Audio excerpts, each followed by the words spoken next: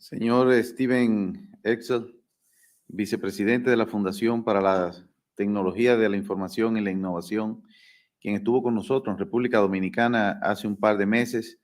En el saludo a los demás miembros del panel y de su equipo esta mañana. A la señora Sonia Guzmán, nuestra embajadora de República Dominicana ante los Estados Unidos, y en ella saludo a la delegación de empresarios que nos acompaña en esta misión. A los panelistas que han dispuesto de su tiempo para acompañarnos y compartir sus experiencias. Señores del Departamento de Estado y de Comercio del Gobierno de los Estados Unidos. Muy buenos días a todos. Greetings to Mr. Steven Ezell, Vice President of ITF, who was with us in the Dominican Republic a few months ago, Mrs. Sonia Guzman, Ambassador to the Dominican Republic in the United States, and the delegation of the private sector representatives who are accompanying us on this trip, the panelists who have been generous with their time to be with us to share their experiences, and our friends from the State Department and Commerce Department of the United States. Very good morning to all. Como ministro de Industria, Comercio y MIPYME, me siento muy orgulloso de estar aquí, siendo parte de este encuentro con el que definitivamente estamos haciendo historia, materializando un hito para seguir posicionando a la República Dominicana como un destino estratégico de inversión en un contexto global en que las cadenas de valor en todo el mundo están experimentando una rápida transformación. Este es el caso de los semiconductores, una industria global que está preparada para seguir creciendo en la próxima década, por lo que se prevé que se convierta en una industria de $1 billón para el 2030. Este panorama, aunado al interés y el accionar del gobierno dominicano de aprovechar esta coyuntura y de procurar que nuestro país se convierta en un destino de nearshoring para la industria mundial de semiconductores y de placas de circuitos impresos, y en particular para el ensamblaje, prueba y empaque, ATP, de los microchips, fue lo que nos llevó a comisionar a la Fundación para la Tecnología de la Información y la Innovación la preparación de un estudio de factibilidad sobre el potencial de República Dominicana para participar activamente en esta importante industria.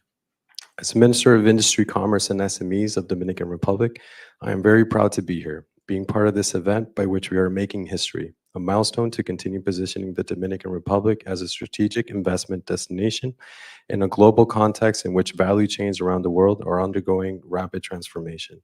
This is the case of semiconductors, a global industry that is poised to continue to grow in the next decade and expected to become $1 trillion industry by 2030. This outlook, combined with the actions of the Dominican government to take advantage of the situation and ensure that our country becomes a nearshoring destination for the global semiconductor and printed circuit board industry, and particularly for assembly, testing, and packaging, ATP, of microchips, was what led us to commission the ITF to prepare a feasibility study on the potential of the Dominican Republic to actively participate in this industry. Un estudio que concluye con buenas noticias para nuestro país, pues queda claro que República Dominicana está bien posicionada para convertirse en un aliado estratégico de los Estados Unidos en la industria de semiconductores y en un destino seguro para la atracción de inversiones vinculadas a esta industria. Queda claro también que nuestra propuesta de valor como nación, sustentada en diversos factores, entre ellos múltiples ventajas competitivas, convierten a la República Dominicana en una alternativa confiable para realizar procesos de ensamblaje, prueba y empaque, en lo que el país ya registra avances significativos. The study concludes with positive news for our country, as it is clear that the Dominican Republic is positioned to become a strategic ally of the United States in the semiconductor space and a safe destination for attracting investments linked to the industry. It is also clear that our value position as a nation, based on various factors, including multiple competitive advantages, make the Dominican Republic a reliable alternative to carry out ATP processes. Esto para nosotros es de vital importancia, sobre todo si tomamos en cuenta que en América Latina, hasta ahora, solo 2 países disponen de facilidades para la ATP, por lo que la oferta existente en la región es insuficiente para cubrir una demanda global en crecimiento. Sin lugar a dudas, esto representa una oportunidad única para promover y al mismo tiempo seguir fortaleciendo el posicionamiento que hemos logrado internacionalmente como importante plataforma industrial y logística y como un país donde el entorno empresarial es favorable para el desarrollo de los negocios y de las inversiones. Esto gracias a que por décadas hemos disfrutado de una sólida estabilidad política, social y económica, un marco legal robusto para promover el desarrollo de sectores estratégicos, una mano de obra joven y competitiva y una gran sinergia público-privada que ha sido la clave para el éxito y los logros que hoy exhibimos, y la delegación de empresarios que nos acompaña es una muestra de ello. This is of vital importance to us, especially if we take into account that in Latin America, currently, only 2 countries have facilities for ATP, so the existing supply chain in the region is insufficient to cover global demand and growth. Without a doubt, this represents a unique opportunity to promote and at the same time continue strengthening the positioning that we have achieved internationally as an important industrial and logistics platform as a country where the environment is favorable for the development of business and investments. This is thanks to the fact that for decades we have enjoyed solid political, social, and economic stability, a robust legal framework to promote the development of strategic sectors, a young and competitive workforce, and a great public-private synergy, which has been key to the success and achievements that we exhibit today and represented by the delegation of businessmen and women that accompany us. Si a estas bondades le sumamos el hecho de que Estados Unidos es el principal destino de nuestras exportaciones y un país con el que la República Dominicana conserva fuertes lazos económicos, sociales y culturales, y con lo que compartimos los mismos valores democráticos y de libertad, resulta incuestionable que contamos con todos los requisitos necesarios para convertirnos en un player de primer nivel en la región y en un socio estratégico para este país, en una búsqueda de fortalecer y hacer más resiliente la cadena global de la industria de semiconductores. If we add to these benefits the fact that the United States is the main destination for our exports and a country which the Dominican Republic maintains strong economic, social, and cultural ties, and with which we share the same democratic and liberal values, it is unquestionable that we have all the necessary requirements to become a top player in the region and a strategic partner for this country in its quest to strengthen and make the global semiconductor industry chain more resilient. Señoras y señores, con este hito que alcanzamos hoy, nos convertimos en el primer país del hemisferio que cuenta con un reporte de factibilidad en semiconductores, por lo que estamos en el mejor momento para atraer esta industria hacia la República Dominicana, y para esto esperamos contar con el acompañamiento de los departamentos de Estado y de Comercio de los Estados Unidos.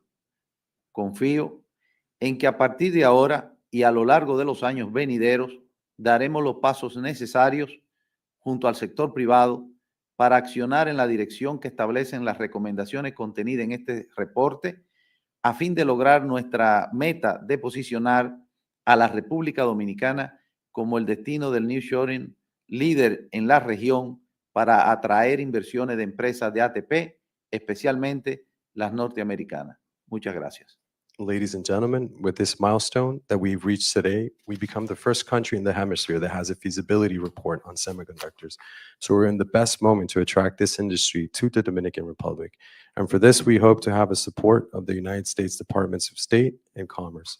I am confident that from now on and for the years to come, we will take the necessary steps together with the private sector to act in the direction established by the recommendations contained in the report in order to achieve our goal in positioning the Dominican Republic as the leading nearshoring destination in the region to attract investments from ATP companies, especially U.S. ones. Thank you. Thank you.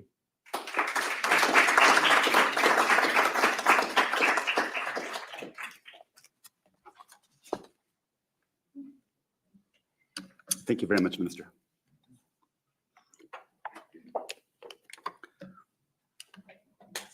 Well, so as I said, I'm Stephen Izal, VP Global Innovation Policy here at ITIF.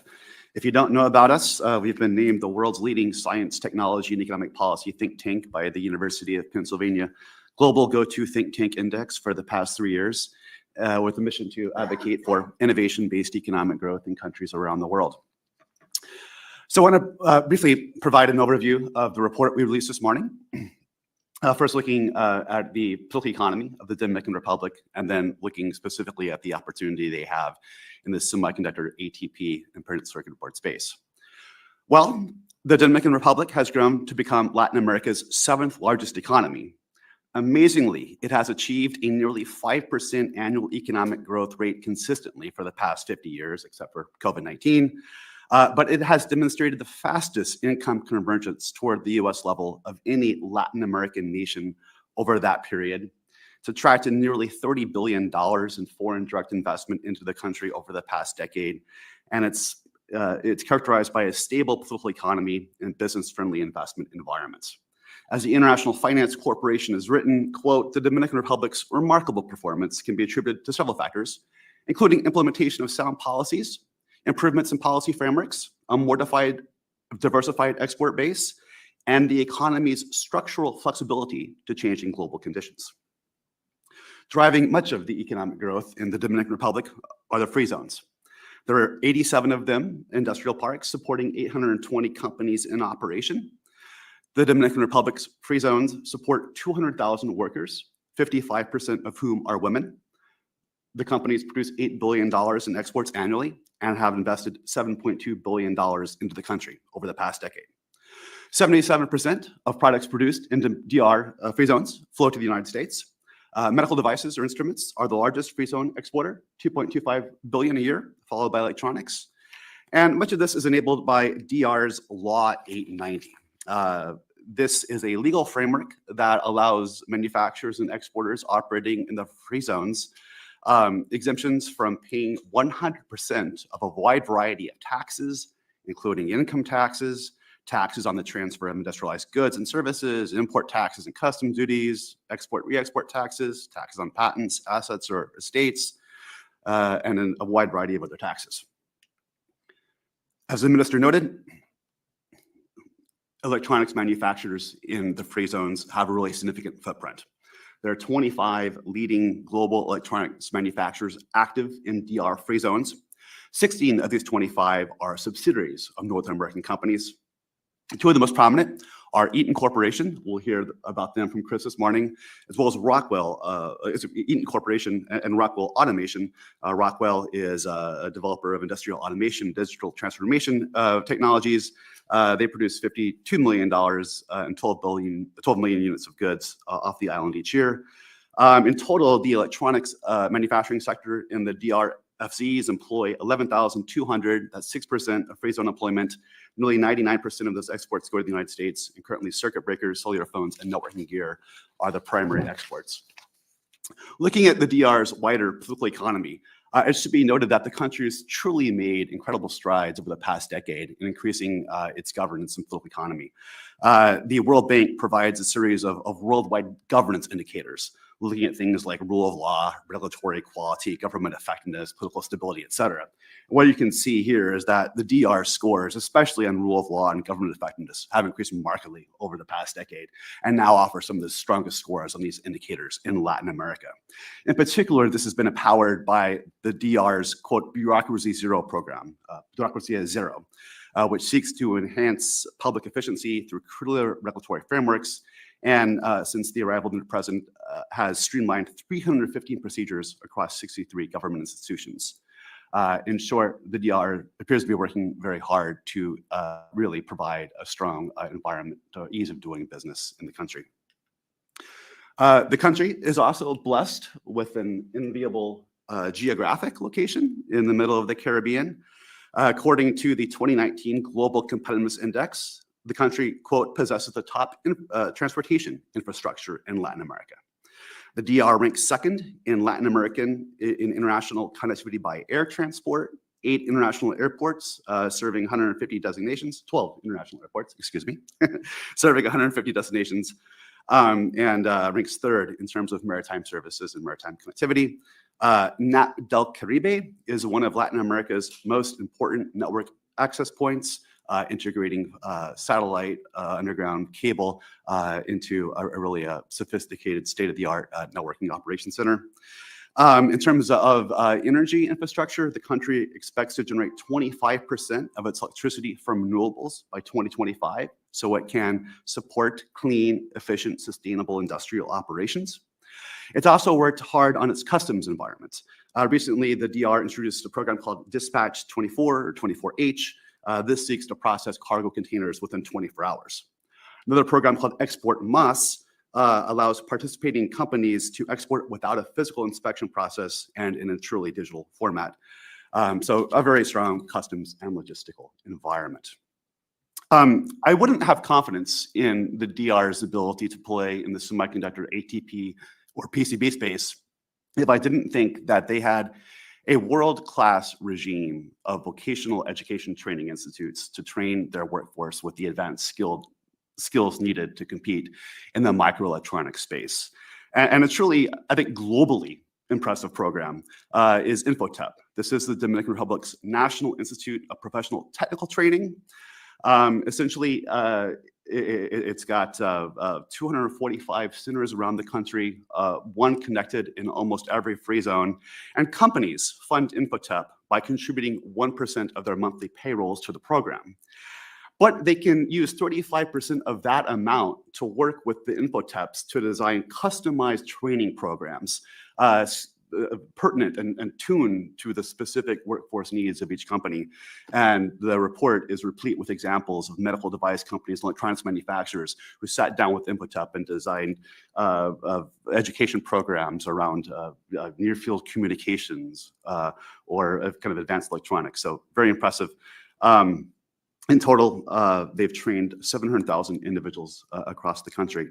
I should also note another institute of vocational training called ITLA. This is the Las Americas Institute of Technology, which started at the Las Americas Industrial Park, but it's now a technical institute of higher education enrolling 4,500 students per quarter. Also of note is that the Dominican Republic has a very cost-effective manufacturing labor environment. Manufacturing labor costs in Dominican Republic are about half Costa Rica's and even less than China's. And this matters ever more as from 2018 to 2022, labor costs adjusted for productivity rose by 24% in China, 22% in Mexico, and 18% in India. So I think the Dominican Republic offers both a cost competitive labor environment, but with the skills that you need to compete in advanced technology industries. So it'll be no surprise to you all that we're in what some analysts have called the reglobalization moment. According to the consulting firm Kearney, quote, 80% of companies across all industries are now on the path to reshore. UBS issued an investment note in November 2023, which said, quote, 71% of US companies with manufacturing in China are either in the process or planning to shift their operations to other countries. BCG report from earlier this year found that 90% of North American manufacturing executives have moved some of their production and sourcing to different countries over the last 5 years, or will do so in the next 5. In short, the current reorganization of global supply and production chains presents nations with an opportunity to present their unique and new value propositions to companies in a global economy that's organizing in real time. And when we look at the Americas and the United States, with the passage of the $52 billion CHIPS Act, we see new plants going in from Micron, Texas Instruments, Intel, SK Hynix, Samsung.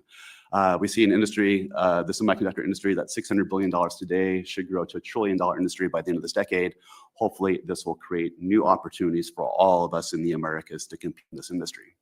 And one reason this matters for the United States is that when we bring in imports from Asia, essentially 4% of their content is US value added. But when we bring in imports from the Latin Americas, 40% of that content starts with US value added. So when we are nearshoring, reshoring, friendshoring, we're moving production into a friendly geopolitical environment, it's good for all of us. Now, when we look at the semiconductor industry specifically, we see that we're dealing with the world's 4th most traded product. And there are really 3 highest level phases of the semiconductor production chain. You start with R&D, with countries like India and the US very strong in R&D. Then you go into the wafer fabrication, manufacturing the chip itself. And then you get to what's called ATP, assembly, test, and packaging. So after the wafer is developed, the chips are cut from the silicon wafer, tested for performance, and packaged to protect the chip and allow their integration into finished electronic devices. But what this chart, which Accenture kindly showed, is that in each phase of this production process, there are dozens of countries throughout the world who have that have companies who have developed a comparative advantage to compete in these industries. So it shows that there's tremendous global opportunity for a variety of nations to compete in semiconductor value chains. When we look at ATP specifically, we see that there are two types of ATP companies. Essentially, in the semiconductor world, you have two types of firms. You have these integrated device manufacturers, companies like TI, that have the entire supply chain from the design, the manufacturing, and the ATP of the chip that they do themselves. You have other companies that are fabless foundries. So NVIDIA or Apple designs a chip, and they send it to a foundry, which makes it. So anyway, I want to point that out, because this is why you see IDM and OSAT as we look at the number of ATP facilities that exist around the world. But the key point that you see here is that China and Taiwan dominate the global ATP footprint. In fact, we only have 65 facilities in North America, and as was mentioned, only 4 in Latin America that are active in ATP. This means we need to get the Americas much more deeply involved in chip ATP activity. But why should the Dominican Republic target this industry? The Dominican Republic, like the United States, like any other country, faces a pressing number of social and economic challenges. Why this particular industry? Well, I think there are several key reasons. First, advanced electronics industries create significant economic and employment multiplier effects. So in the United States, each $1 added to the US economy by electronics manufacturing generates $1.32 in broader economic activity. We look at the semiconductor industry in the US. For every 1 job, it creates 5.7 jobs are created in the downstream economy. So that would be equally true for the Dominican Republic. If you're going to track this sector, you should see significant employment and economic multipliers. More subtly than that, though, semiconductor manufacturing can produce tremendous spillover and learning by doing effects across the rest of the DR's high-tech economy. So you guys may know this famous economist called Ricardo Hausmann. And Hausmann talks about the product space that exists for companies. And essentially, what he argues is that a country's initial pattern of specialization impacts its ability to expand competitiveness in adjacent industries. So what it's saying is that your current kind of industrial profile is determinative of your ability to expand in other sectors. Why does that matter? Well, because I think the extant electronics manufacturing base that the Dominican Republic already has gives it the springboard to now get into PCB and semiconductor ATP manufacturing activity. And in turn, if it can successfully do that, then downstream, it can get into other sectors like robotics or biopharmaceuticals, or maybe even semiconductor fabrication someday.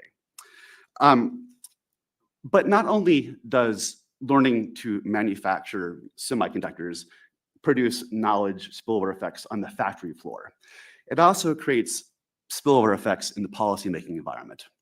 And why is that?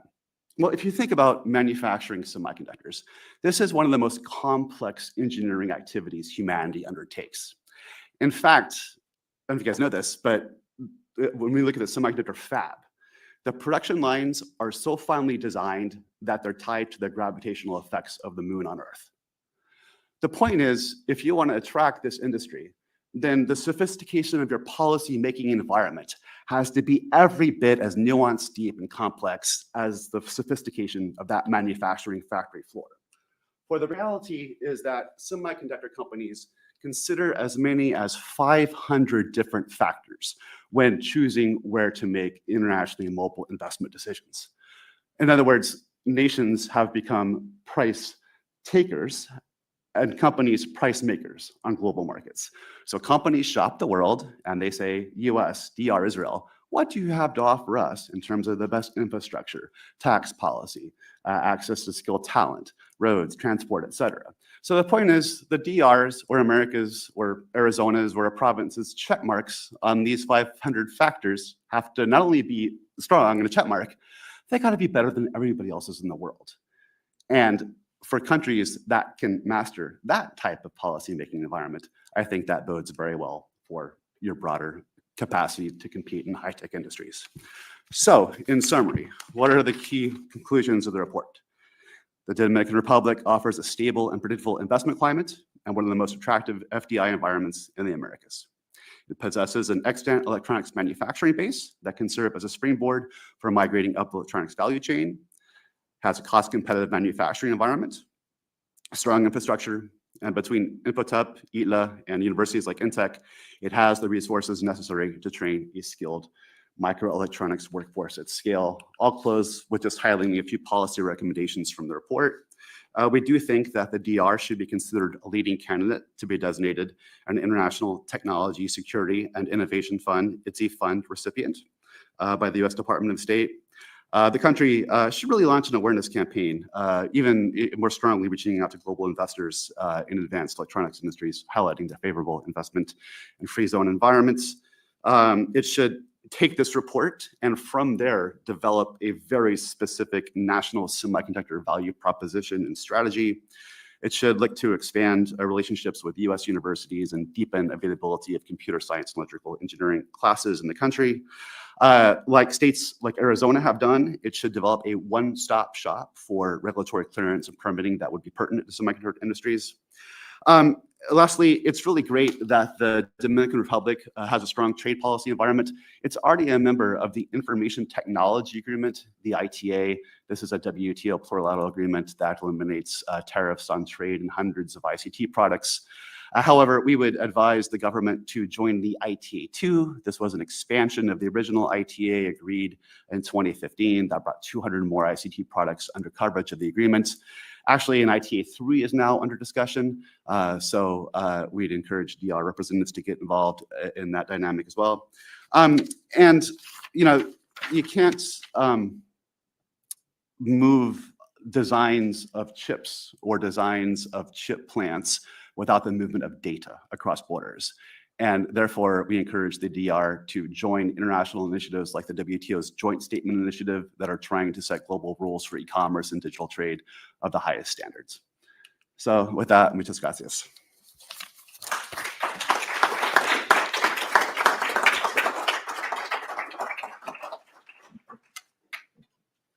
And we'll turn it over to Francis.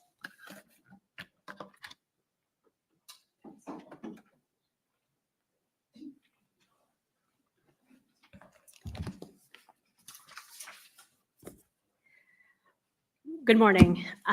My name is Frances Chang, and I am the Director of International Engagement for the Chips for America office at the U.S. Department of Justice. I'm delighted to be here today to share with you the progress that we have made since the CHIPS and Science Act was signed into law in August 2022, including our vital collaboration with partners and allies to build together a more diverse, secure, and resilient semiconductor supply chain.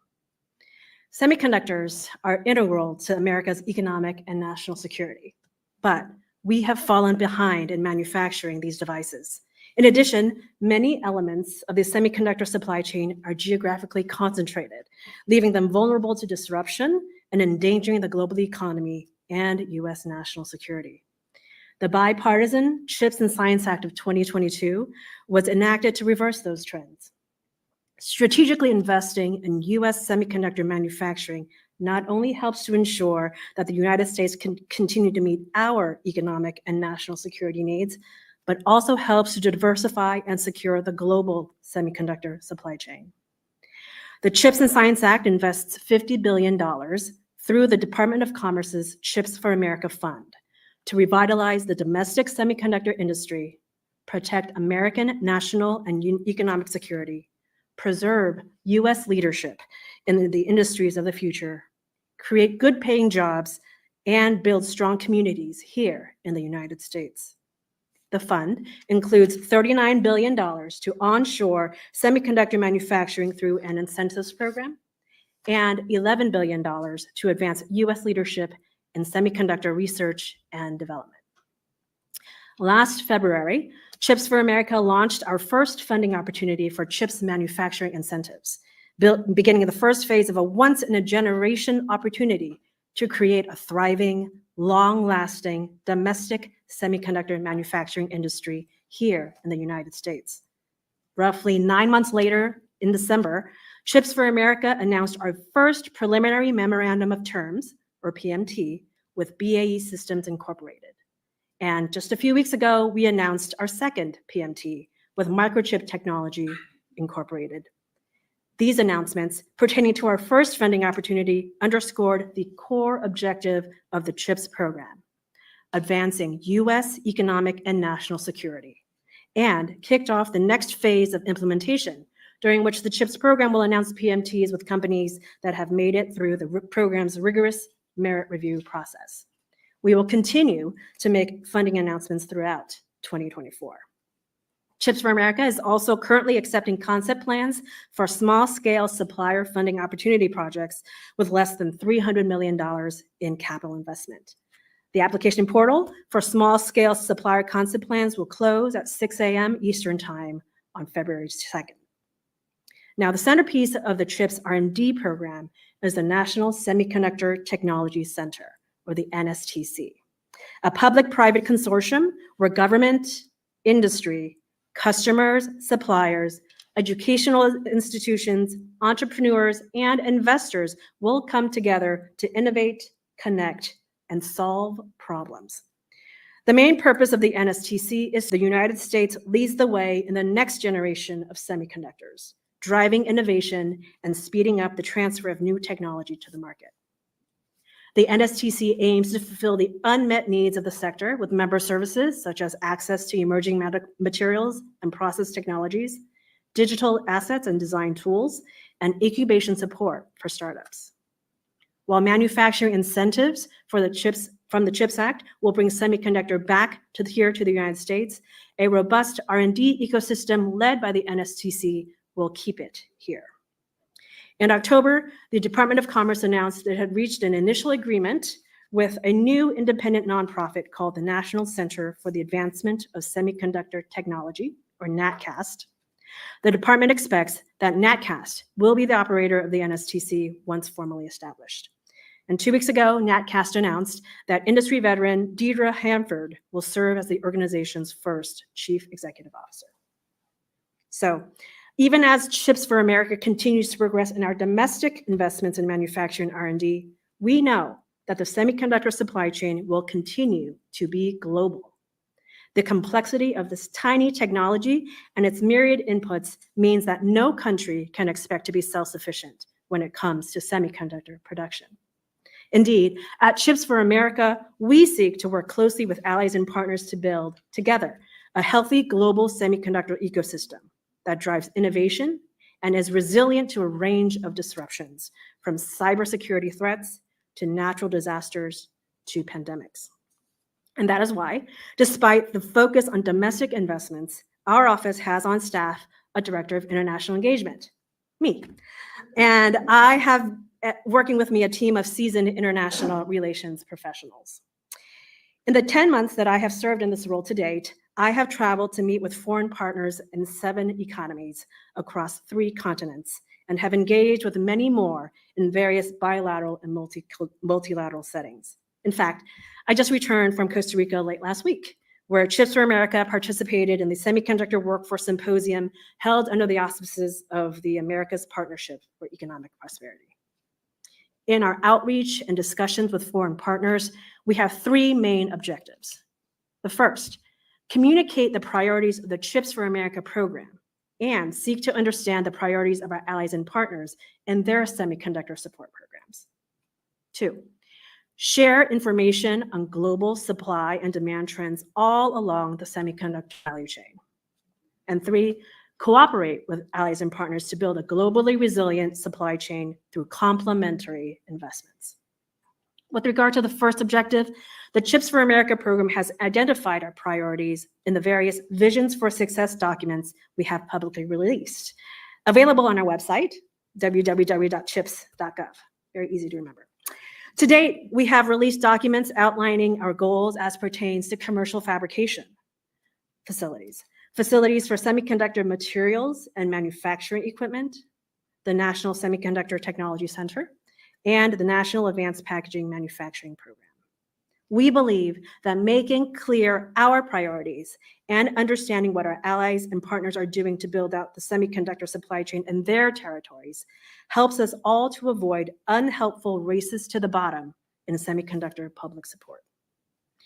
Regarding global demand and supply, the new semiconductor manufacturing capacity coming online in the United States, catalyzed by Chips for America incentives, will require additional capacity all along the value chain, from upstream inputs, including critical minerals, high purity chemicals and gases, to assembly, test, and packaging, as well as all of the equipment and subsystems required to manufacture these inputs. In order to build a truly resilient semiconductor supply chain, there must be resilience at each segment of the chain. As we discuss with allies and partners, our program priorities, and the demand and supply trends all along the semiconductor value chain, we are also identifying opportunities for complementary investments that will contribute to global resilience. There will be segments of the supply chain that Chips for America incentives will not reach, while these same segments might hold great promise of expansion in other parts of the allied ecosystem. Given projected strong global demand for semiconductors for the foreseeable future and the complexity of the manufacturing process, not to mention the multitude of intermediate and final goods that incorporate semiconductors, there is ample opportunity for growth all along this extended semiconductor value chain. The importance of cooperation with our international allies and partners to bolster global resilience in the semiconductor industry cannot be overstated. Geographic diversity in the supply chain is a critical component of resilience. I applaud the efforts of our allies and partners throughout the region, including, of course, our partners in the Dominican Republic, to enhance their business environment and attract private sector investments. Let me conclude by noting how crucial it is that private industry look beyond what has been and is to what could and needs to be in order to increase their supply chain resilience. And I refer to businesses on both the supply and demand side of the semiconductor industry. The companies that make the chips and their inputs, and the companies that buy and incorporate the chips into final consumer products. As much or as little as governments can do to attract private sector investments, supply chains move because customers demand it. While the severe supply chain disruptions of the COVID-19 pandemic are in the rear view, we all forget the lessons of that difficult time at our peril. With the CHIPS Act, the Chips for America program has been given the opportunity and indeed the directive to bring forth a more secure, diverse, and resilient semiconductor supply chain.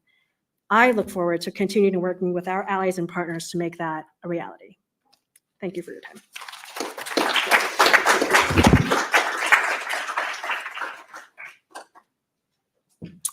Thank you, Francis. Jason?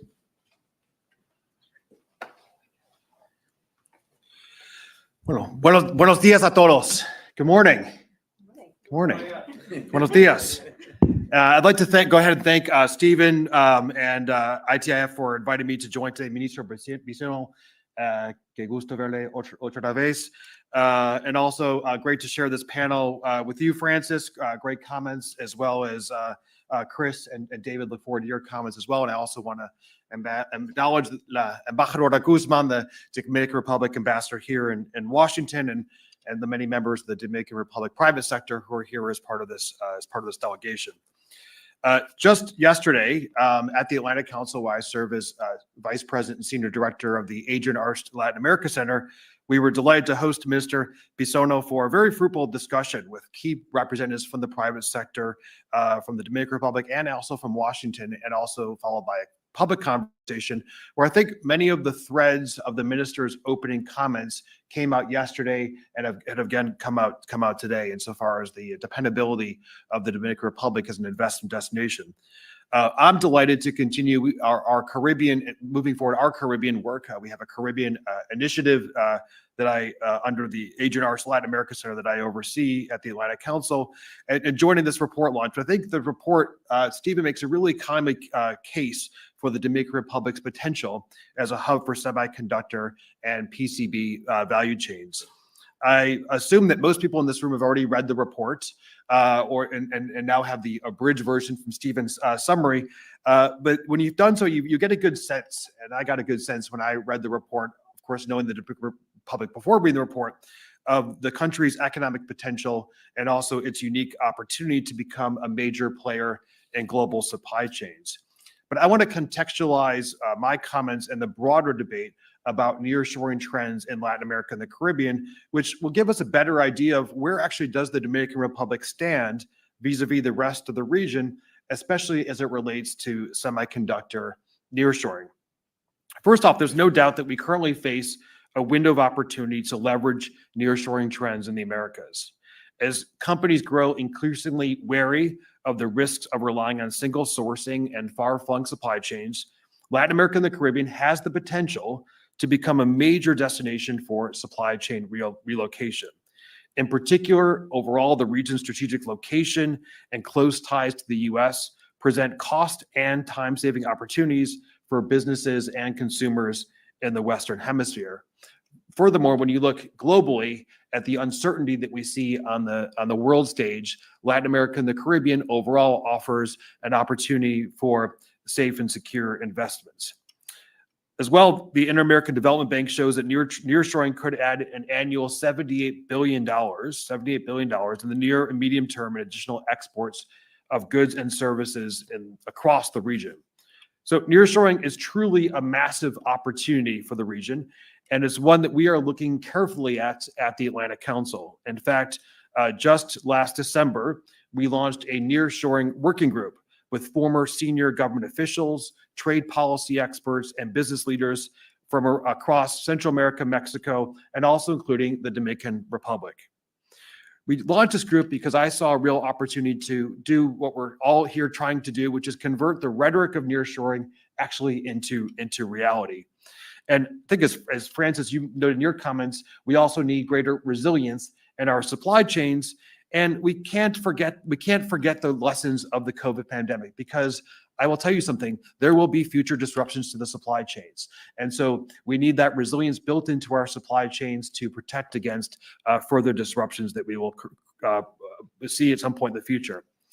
One thing that became clear from our first meeting of the nearshoring working group, and the group was actually announced 6 months earlier with an event with Senator Cassidy and Senator Bennett, who are leads on the Americas Act. But one thing that became clear is that the nearshoring potential of Latin American and Caribbean countries varies.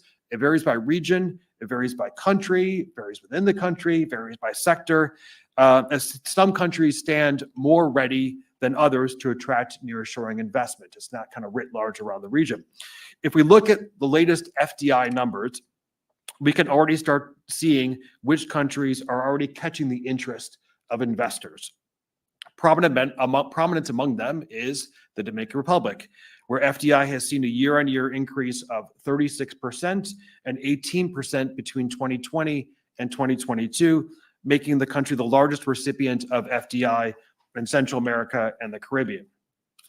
For too long, I think investors, experts, and global audiences have thought of the Dominican Republic mostly as a vacation spot. The majestic beaches of Punta Cana, the nightlife in Santo Domingo, and of course, the cradle of reggaeton is what often comes to mind when people think about the Dominican Republic. Furthermore, its strategic yet natural disaster-prone location, as well as the instability in its neighboring country resulting in irregular migration flows, have been on the agenda, perhaps raising concerns among some about the nation's advancement as a nearshoring hub. The Dominican Republic, however, is forcing the world to promptly reconsider these notions. The country has seen unparalleled economic growth over the past 50 years, and it set itself up strategically in the global stage.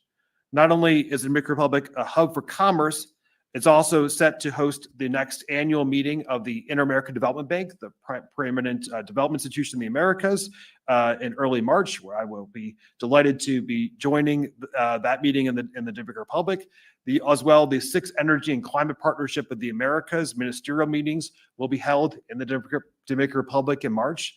And then, of course, looking at 2025, the 10th Summit of the Americas will also be held in the Dominican Republic. So all meetings in which myself and the Atlantic Council will be participating.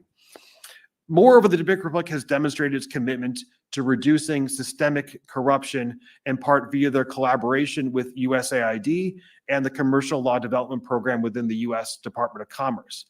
Together, the Dominican and U.S. governments have rolled out programs to train public procurement staff and also shape the legislative reform agenda to increase transparency, accountability, and also inclusivity in the procurement process. President Abinader himself has been recognized for his commitment and actions to improve transparency throughout the procurement processes. The Dominican Republic, in addition to that, has also become a champion of democratic stability.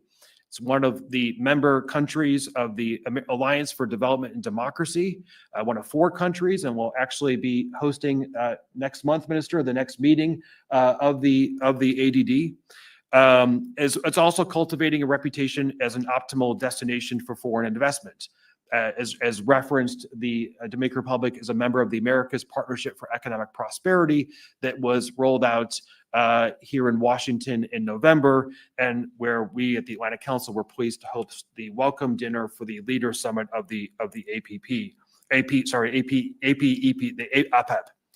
It's also no surprise that the Dominican Republic has done a remarkable job in attracting investment in medical equipment and electronics, and as a leader in medical exports in the whole region. So its export potential and high services, high value added products has already been proven.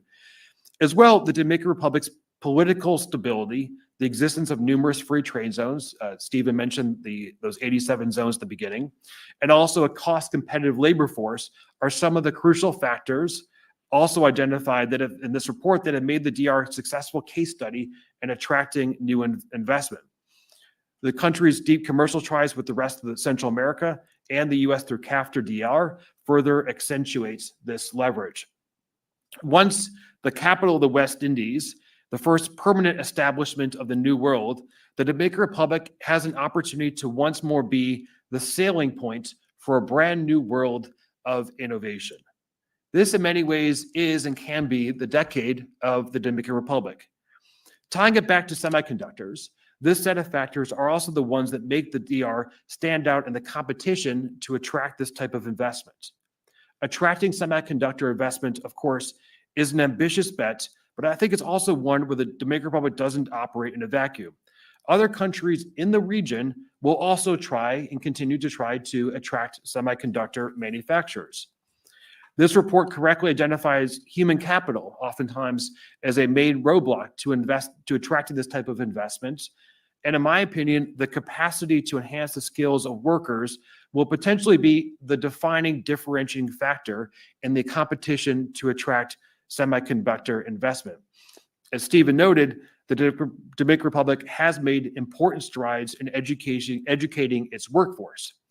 Our nearshoring working group members, also looking regionally, have identified a shortage of skilled labor as a cross-cutting challenge across the region. So all the more important the education strides that have been taken and continue to be taken, and the need for continued focus on those strides moving forward in the Dominican Republic. With semiconductor manufacturing also being so specialized, whether in PCB or ATP plants, it's continued to ensure there's minimal gap. There always will be some gap, but that there's minimal gap between what academic institutions are offering and what businesses are demanding for their labor force. An important tool that has remained historically underutilized across the region is the building out of vocational education programs or technical education. Vocational programs provide the ability to respond fast and also provide flexibility to labor market needs and are proven to have high graduation rates as well as labor market outcomes across the region writ large. Also, generally speaking, across the Latin American Caribbean region, there's been an underinvestment in these programs and also a trailing of OECD counterparts. So again, important the Dominican Republic's continued focus on education as it moves forward. In summary, I think this is a well-done report. I think that the opportunities are profound that exist in the Dominican Republic, not just the semiconductor industry, but when you look writ large at the nearshoring trends in the region, you look at the democratic stability in the Dominican Republic. Of course, there'll be presidential elections in May. And when you look at the historically close ties between the Dominican Republic and the U.S. that have only continued to grow over the years. So I'm sure that the report being launched today, backed by the important presence of Mr. Bissono and other fellow panelists, is a first step and a continued step for the Dominican Republic to be among the main beneficiaries of semiconductor nearshoring. Thank you so much.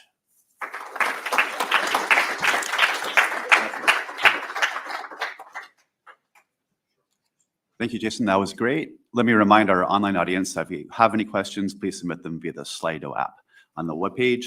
Chris, floor is yours. Thank you. Well, thank you very much. I appreciate the opportunity to be here this morning representing a company that has manufactured in the Dominican Republic for over 40 years. So my role is to give you a little perspective about how that works for Eaton and how that could work in the future for expansion and investment for other industries.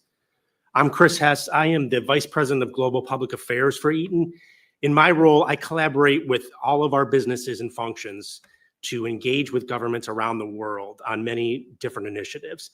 In the past couple of years, I've been flying all over the world, talking to governments about how we can work together to make investments for mutual interest. So for Eaton, we are an intelligent power management company. We have been in existence for over 100 years. We have specialized in the management of electrical and mechanical power.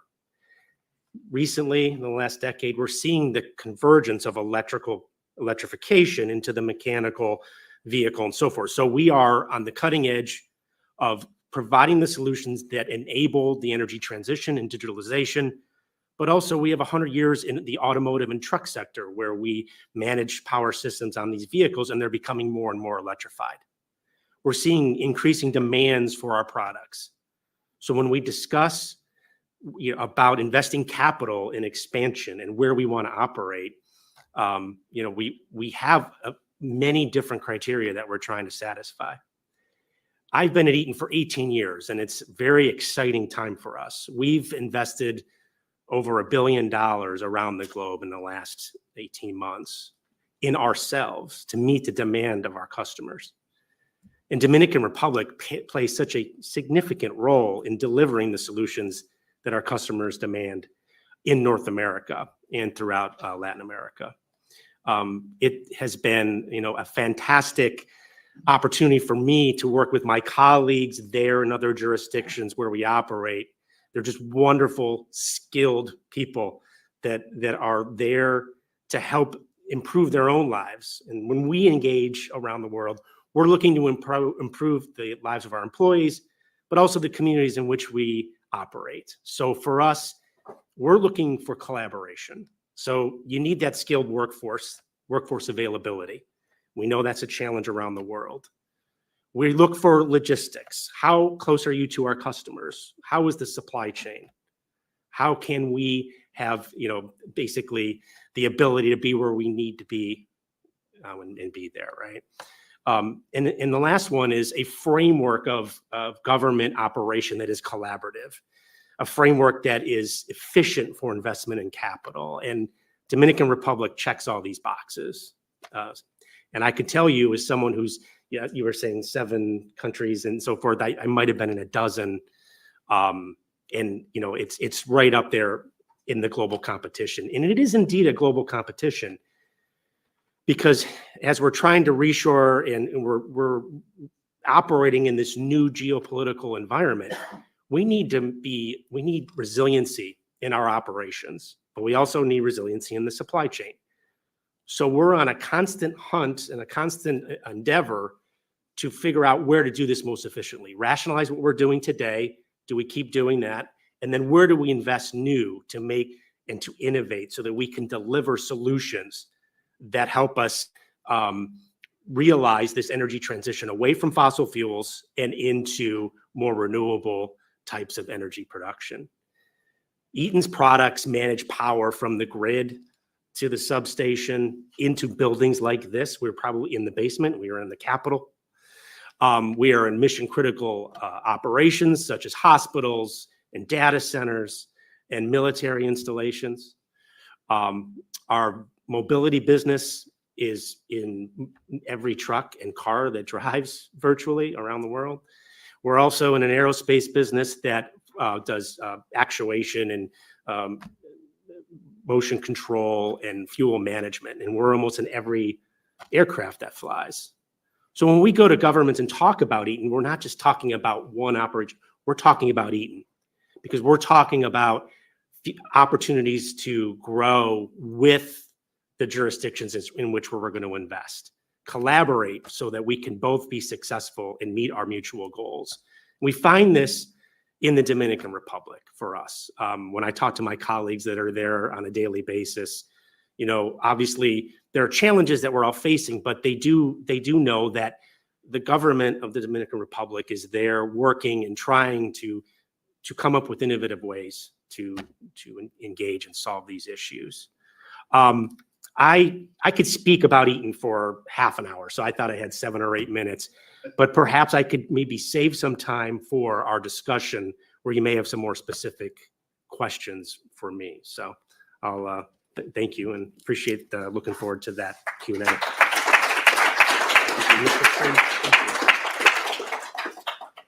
Great. Thank you, Chris. David?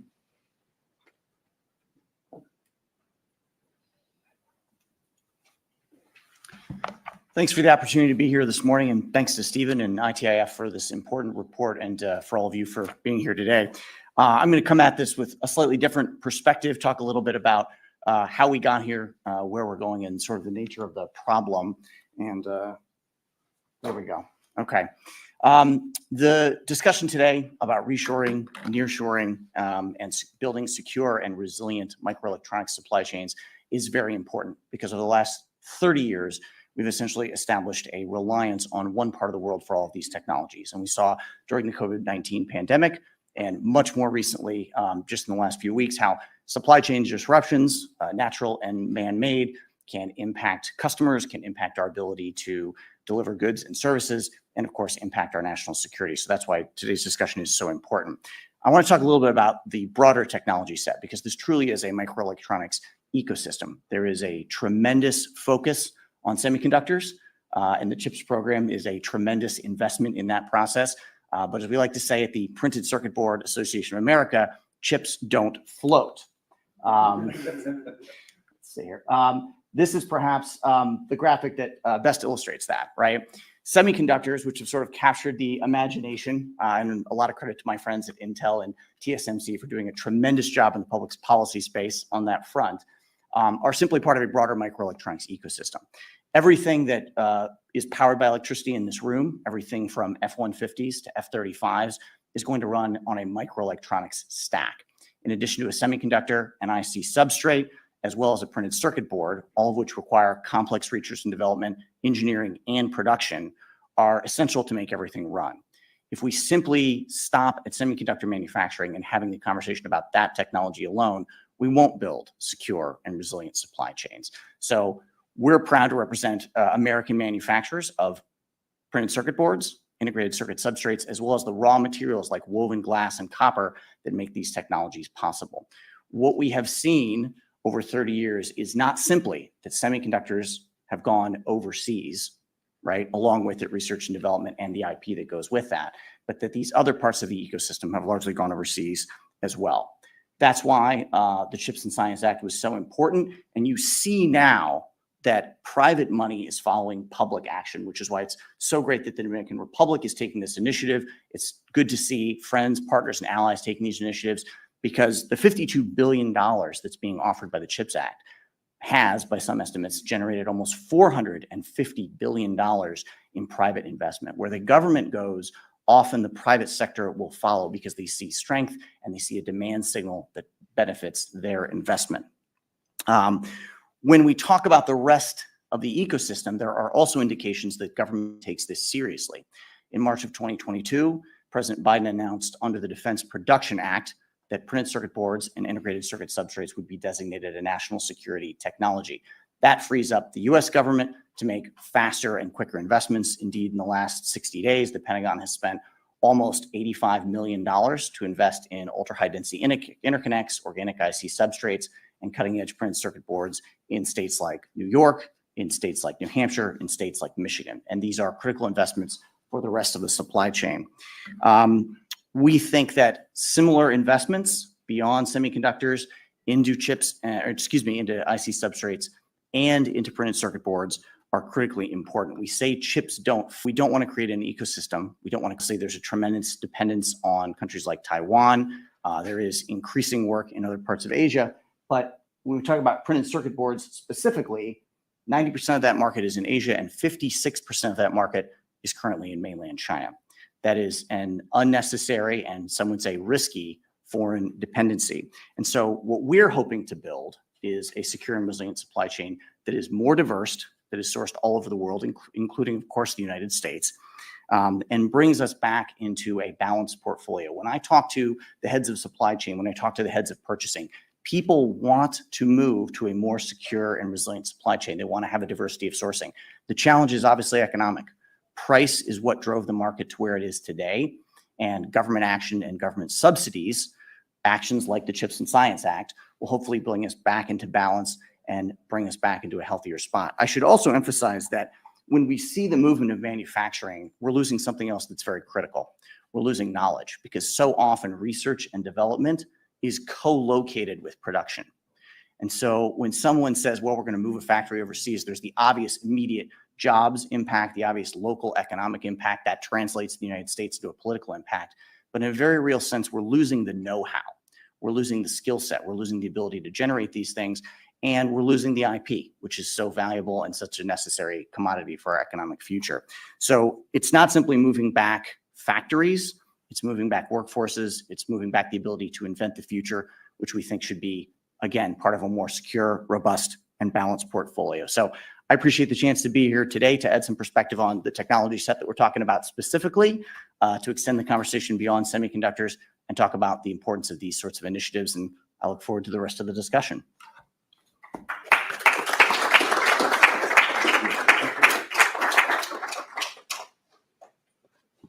All right. Well, thanks, David, and to our panelists. We've got about 15 minutes, so I want to welcome any questions we might have from our audience this morning.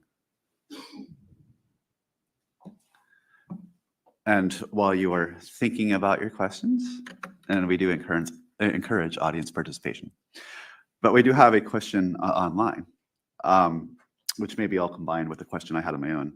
But the online question is, do you consider the potential for a center of centers for the region to leverage over-replicating and duplicating for a regional value proposition? Which I guess maybe what that question is asking is, you know, how can countries in the Caribbean work collaboratively to collectively increase their competitiveness to support an advanced microelectronics industry? And Jason, maybe you could maybe comment on, you got the nearshoring group working, and you know, and this exists in the U.S. as well, managing the competition versus collaboration question. Well, thanks, Stephen, and I think that's an important question. I think when you look at competition versus collaboration, I think first off, important to look at, as I mentioned briefly in my opening comments, the Dominican Republic's role as part of DR-CAFTA, right? And DR-CAFTA is the free trade agreement that includes a number of Central American countries. But as well, when you look, and I think Stephen, you mentioned this in the report as well, you also the number of commercial agreements that the Dominican Republic has writ large around the world, right? The Dominican Republic's agreement with Europe, for example, right? And others globally. And so I think there is, when you look at the space of the Dominican Republic, a country located in the Caribbean, but part of the trade agreement that includes Central America, there is an opportunity to look at how to better leverage some of the sourcing across the trade agreement. But it really depends on whether there is actually the same opportunities in every country. And as I mentioned in the beginning, you know, nearshoring really depends on the individual country, the individual sector, and even regions within the country. So while there could be an opportunity to better kind of co-locate nearshoring writ large with neighbors. It partly depends on the trade agreements that are already in place, and it also depends partly on the value added, the comparative advantage that neighbors would have, or trade partners would have vis-a-vis the Dominican Republic. And so I think that's something interesting to look at. But I do want to reinforce as well the importance of, again, the geographic location of the Dominican Republic, right? And when we talked about the supply chain resilience throughout these conversations, the Dominican Republic, when we will see further disruption of the supply chain, the proximity to the United States makes it so fundamental for some of the nearshoring trends that are seen, but also the potential to avoid disruptions in the supply chain. So I think that geographic proximity is something to continue to lean in on, and an opportunity to further enhance the future of where the semiconductor industry can go. Great. Any other reflections? I can add to that. In our operations, we actually leverage Dominican Republic with Puerto Rico, close proximity, U.S. territory with Dominican Republic. We manufacture components that are used in finishing products in Puerto Rico and then delivered to be incorporated into larger power management systems.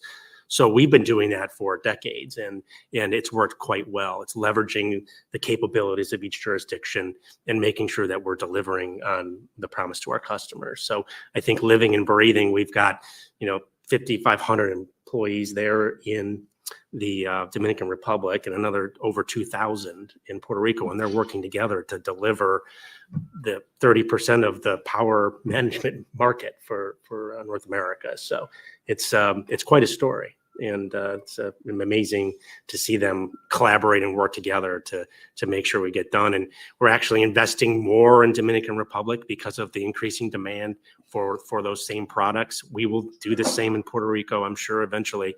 But the actual capabilities there complement each other. We opened a design center in Dominican Republic, Santo Domingo, where they're able to modify, engineer, and innovate our circuit protection devices in Hanai, and we're able to deliver the specifications of our customers. So either it could be the size, or it could be the scope, or the capabilities of that. And they're all using electronics. So from that perspective, while we're not the circuit board manufacturer, we are using electronics. So it is an adjacency that can be leveraged. The ecosystems there are robust, and it does have the ecosystem of a manufacturing powerhouse. So we're delighted to be able to talk about that. Yeah, I got a chance to visit your design center. I understand that the DR team won an international competition to have that design center specifically hosted in the DR. Yes. Well, we compete for everything at Eaton. So our businesses need to put forth the plan, and Dominican Republic won. So first of its kind for us, and it's been going well so far. So I think we have 70 associates there. Good collaboration with the universities and co-ops, and then jobs. And that will only grow as our capabilities grow. Great. Question in the back, if you would just identify yourself. Carlos Flaquer from the Dominican Republic. Maybe a question that is more focused for Ms. Chang. Or two questions that are related one to the other. The first one is, in your purview, how soon would you say that we would start seeing the impact of the CHIPS Act?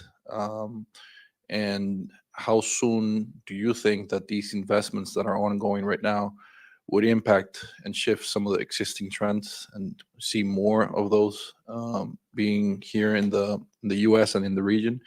And second, I have had the chance to review the CHIPS Act, but I still have the doubt that, and I know it's more focused on national or within the US investments, but if a company is interested in investing some of their production or the ATP component of them outside of the US, would they still be able to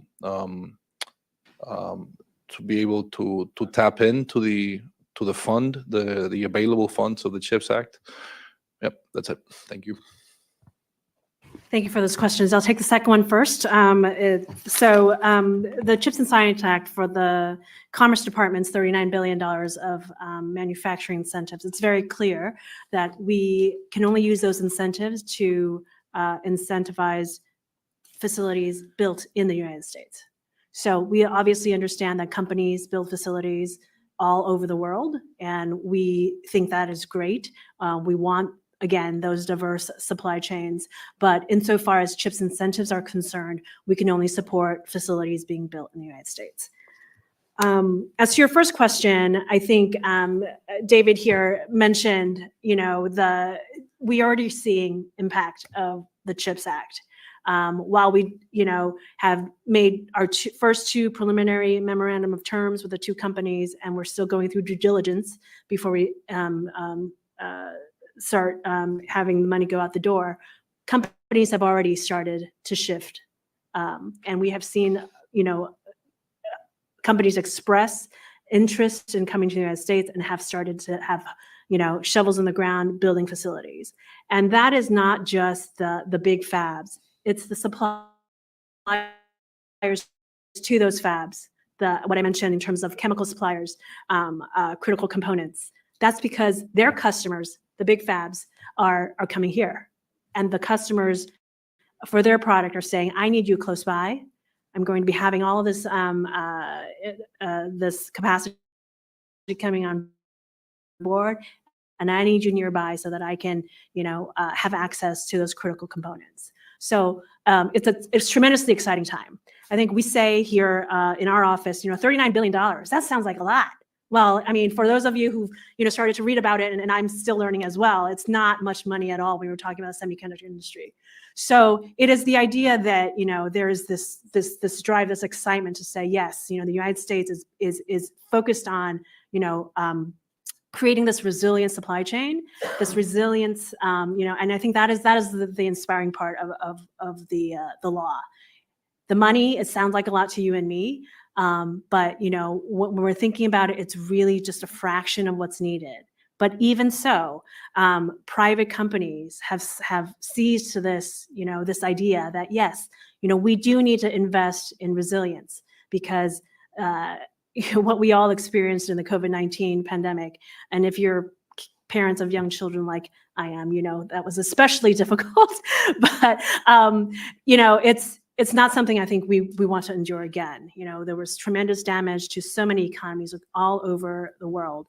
So I think we are already seeing the effects of the act, and we will continue, as we proceed on the program side in terms of providing those incentives to companies. Thank you. Yes, sir. Hi, my name is Stephen Puig, also from the Dominican Republic and from the Ad Business Council. First of all, thank you to all the panelists, and also thank you, Stephen. Congratulations on putting together this summary of what the DR could be and is presently in terms of potential chips production. The question I had is, how do we go to the next step? How do we get in front of companies that are in the supply chain that you were just mentioning? How do we get in front of potential investors that might have part of their operations in the DR? What suggestions do you have? What would be the most effective at this point, given that other countries are also focusing on this? What's the way forward?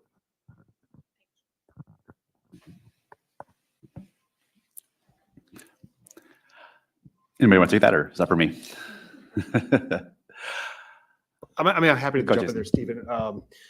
I think maybe one suggestion would be to look at where the potential investors of the Dominican Republic are located, here across the United States, and frankly, to do a roadshow. And it's great to have these kind of conversations in Washington. Of course, we're being live streamed. And of course, Francis and others, the importance of the U.S. government is critical for, as noted, private investment follows the trend lines that the government puts out there. But that's also, I think, critical to look at exactly, go to different cities across the U.S. and sit down and take this report and have these conversations with potential investors that might still think about the Dominican Republic on, beaches and reggaeton, and show the opportunities of investment that exists in the country, right? And I think also on that point, the reality when we look specifically at the semiconductor ATP sector is that 9 of the 10 largest manufacturers are located in Asia. Now we talked about the strength that the DR has in electronics manufacturing. I think it's interesting that, as I said, of the 25 that are there, 16 of the 25 are subs to North America. So I think the DR is really going to have to raise the awareness of its profile in Asia. That's one reason why one of the report's recommendations is not only this kind of launching an awareness campaign, but to advise the DR colleagues to spend more time at conferences like SemiCon Southeast Asia, SemiCon Korea, even the Conference on Science and Technology for Integrated Circuits in China. I think part of this has got to be deepening your ties with Asian partners. And actually, it leads me to a question I wanted to ask David, which is related. And the same would go for PCB as well, because you said 56% are the production is now in China. But as we look to shift that global footprint, what will be some of the key characteristics that companies will need to put forward to prove that they offer a competitive environment for PCB manufacturing specifically? We face the same workforce challenge that everybody else is talking about. The industry is older, it's graying, and we do not have a sufficient pipeline. So when you talk more broadly about the workforce challenge, I think that falls across the entire spectrum. And so any company that's looking to open PCB manufacturing facilities is going to wonder how they're going to populate those sites and how they're going to have a continuity over not just years, but decades of a workforce that has the technical capabilities. We're going to have to confront this in the United States. We're putting money forth to build facilities, but the workforce challenge is one that's particularly vexing, and I know the administration is tackling it aggressively. Our industry is developing trade programs, is working with colleges and universities to try to produce the next generation. So I think any nation that wants to attract this sort of business has to look to workforce as a key component. I think, Stephen, to extend your question, hopefully for your country, that this represents a starting point that, as I said, you can take forward and build like a specific semiconductor competitive strategy. Certainly, the income tax environment that you offer for the free zones is very attractive, is very competitive. I think a reality that you're going to have to confront, like any country seeking to attract investment in this industry, is that there's a tremendous amount of global money from governments sloshing around. We talked about the $39 billion from the United States, but of course the Europeans have their own CHIPS Act of $39 billion. I'll shortly be coming out with a report on India's potential to compete in this sector, and they are offering 70% of the money up front, at least on the first couple of people that do an ATP facility there. Other countries like Taiwan, Korea now have semiconductor competitive strategies. So I think it will be something for the Dominican Republic government to think about. You're probably going to encounter companies that are going to say, what's the match you're going to give me to put a facility here? And there, I think you'll need to demonstrate the attractiveness of the income tax scenario you have as they factor in the 10-year TCO evaluation of their investment opportunities. Let's see, we're almost, well, yes, I'm sorry, I didn't see you there. Yes, please. A few minutes? Yes, Thank please. you. Good morning. Just a minute to Eva Campo from Compostela Research and Consulting. Just a few minutes to share the enthusiasm from Ms. Wang. Thank you, because 20 years ago, I saw the semiconductor industry being dismantled from this country. I was at grad school, and my field is semiconductors with the Air Force and with the Army and with the Navy labs. And I have to say, some communities never quite recovered from it. Lehigh Valley in Pennsylvania being one of them. So this is really exciting. Now, the other question I have is, in fact, to Minister Bisonó, and if that's okay, I'm going to address him in Spanish. Excelencia, me preguntaba si su gobierno tendría previsto algún tipo de política en ciencia abierta, pero más específicamente en política de datos en cuanto a fabricación.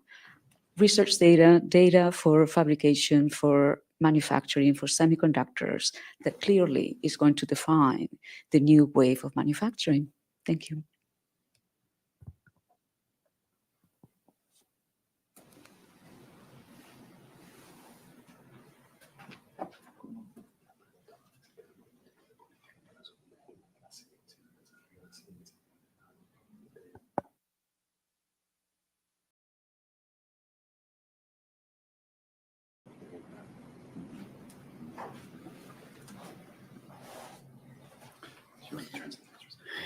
Sí.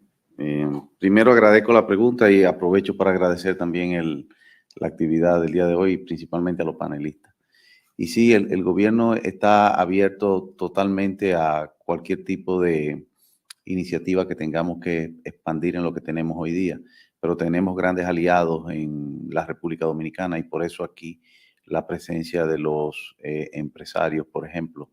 Con nosotros está la presidenta de Educa, que es la parte de educación privada en República Dominicana que tutela y acompaña a la parte de educación en la República Dominicana pública, donde dedicamos un 4% del PIB y estamos en pleno desarrollo. Ya David en su informe hablaba de los diferentes tipos de universidades e institutos tecnológicos que acompañamos a las necesidades de recursos humanos que tenemos y estamos permanentemente programándonos para poder competir y dar respuesta a las necesidades que tenemos en esta inversión que estamos buscando.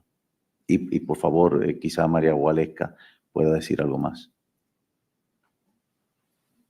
Just really quickly, the minister it says that the Dominican government is open to any strategy that will help us move forward in this sector, in this new world, and that we're accompanied by a very sophisticated group of private sector representatives, in which Maria Waleska, who will take the floor, is a representative of an organization that focuses on education and workforce development.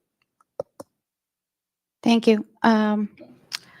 In the Dominican Republic, we already have in place innovation strategy together with the digital strategy. And as a part of those strategies, we have been consider all the data policies that we need to take in place, not only for the digital environment, but certainly for the steps that we need to conduct in terms of the workforce and the skills that we need to work with the different entities, the university, and also the entities that are focused in the development of the skills in the technical programs.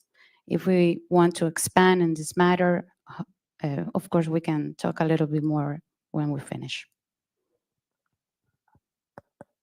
And the report goes more into depth on a number of those institutions, programs, like innovation policies that the DR has in place.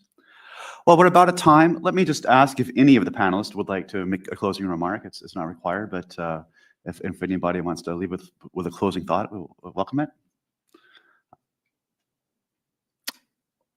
All right. Well, in that case, allow me to say that we will have a Spanish language translation of this report out next week. We'll be sure that that's extended to all of you. Video of this event will be online this afternoon. And I want to thank the Dominican Republic Government Ministry of Commerce for the opportunity to collaborate on this project. I want to thank you all for being here today. And I want to thank our excellent panel, including Mr. Bozono, for your remarks. Thank you all very much. Good day.